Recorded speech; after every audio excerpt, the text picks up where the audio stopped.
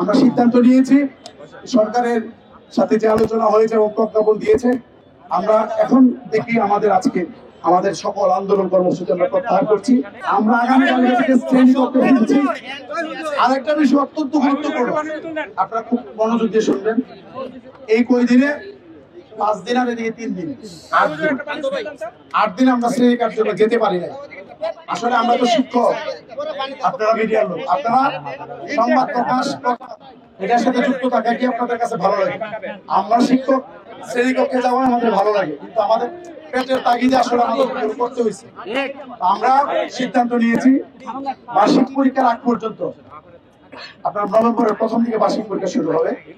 বার্ষিক পরীক্ষার আগ পর্যন্ত যে কয়টা শনিবার আছে, আমরা এই কয়টা শনিবার আমরা জাতিকে বুঝাই দিতে চাই যে আমরা শিক্ষার্থীর তারা আমাদের সন্তান, তাদের আমরা কোনো ক্ষতি করতে চাই না। আমাদের কষ্ট হইলেও আমরা শনিবার বড় খোলা রেখে তাদের এই যে 8 দিন ক্ষতি হয়েছে আমরা ইনশাল্লাহ পোষাই দিব।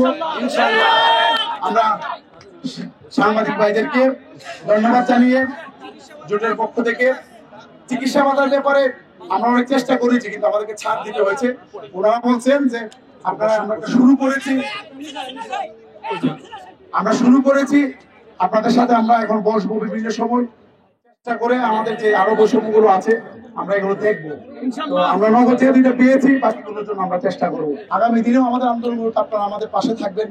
আপনারা যারা সাংবাদিক আছেন, আপনাদের অনেকের আত্মীয়, আপনাদের অনেকই শিক্ষক আছে, আমি মনে করি আপনাদের আত্মীয় স্বজন আমাদের পাশাপাশি অনেক আত্মীয় স্বজন উপকৃত হবে ইনশাল্লাহ।